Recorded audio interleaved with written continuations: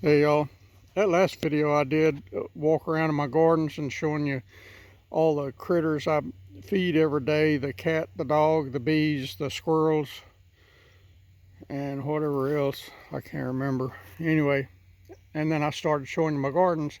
I still had 2 more gardens to go, plus out here, and it stopped for some reason. I probably hit the button accidentally as I walked around, but these are the trees that I sprouted from cuttings last December, and you can see some of them are 3 or 4 feet tall already in just 1 year.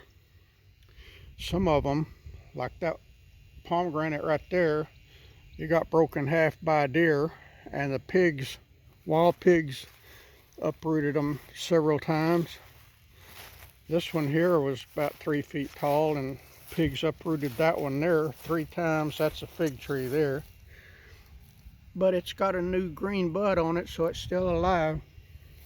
I finally put these old tomato cages around them to protect them, and it seems like it's doing the job.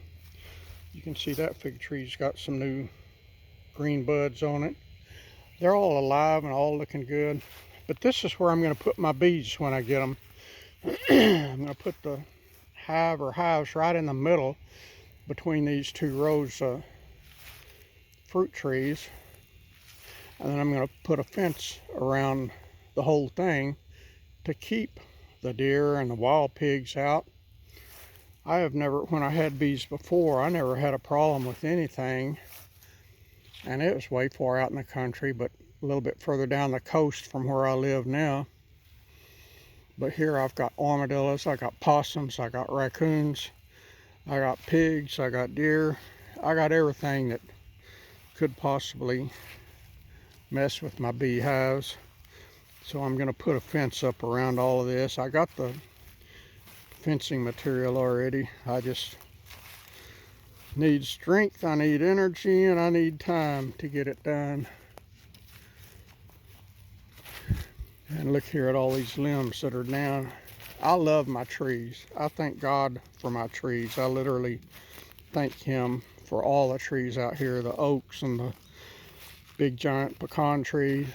But look at all the limbs. Anytime we get a wind out here, which is almost every day, more limbs fall down.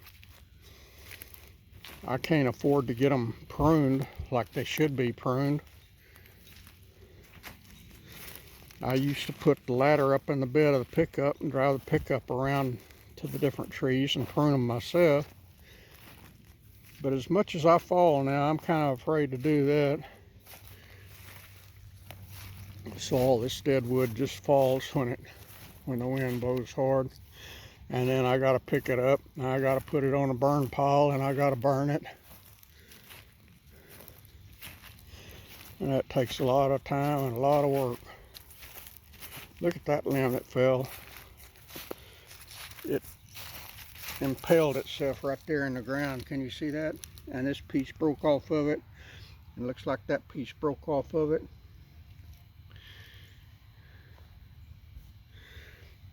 I saw one over by that big burn pile that I gave you the video on the other day. It impaled itself, and it was a big limb. It was probably 10-12 inch diameter. It impaled itself about 18 inches down into the ground. I had to literally dig it out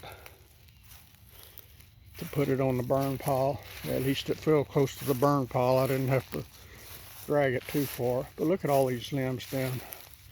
Oh, and look, there's a wallflower blooming.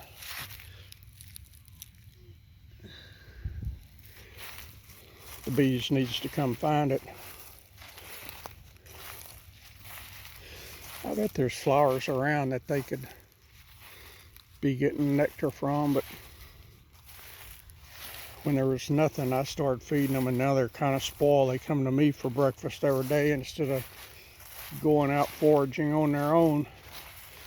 I need to cut back on how much I give them so they will start foraging again, because I don't want to be like a liberal expecting their free handouts every day.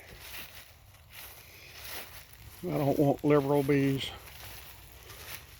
I want hard-working conservative bees puts their own food on their table. Look at all these limbs.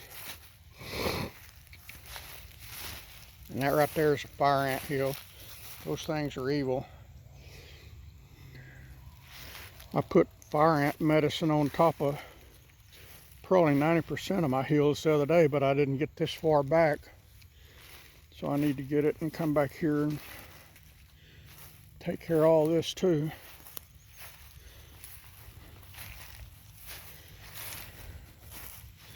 That jungle over there is not mine. That's where all the wild pigs and deer live. But they come onto my property just like they own it. They just don't stay here. They come and get what they want and go back. But look at what a mess that is.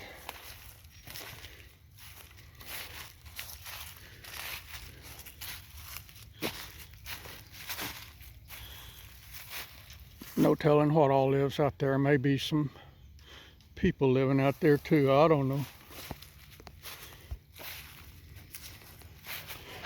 The guy that used to own this property I got now had some goats, and he kept them in this corner down here, from what neighbors told me. And his fence, which was still here when I bought the place, I tore it down. Look at that Spanish moss there. I went part of the way into that property there, and look at that big old plastic coat. That probably washed in from the flood. I don't remember seeing that before. But the river is right down yonder over there. And when it started rising, it came this way toward me, toward where I'm standing, and it flooded me about 28 inches deep. And then as it started receding, it went back that way again. So I had a lot of water flowing both ways across here. There's some big old hunks of cement there. It looks like that was bags of cement that hardened. Can you see that? Right there. And there's a cinder block. And there's 3 more, 4, 5, 6 more. It looks like was bags of cement that hardened. I know those didn't wash in.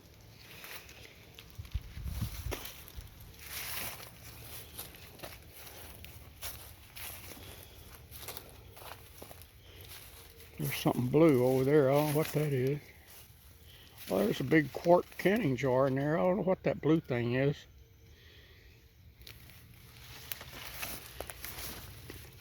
There's another cinder block right there.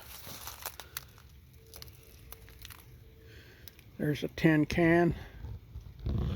There's a piece of green plastic over there. There's no telling what all's up in that jungle.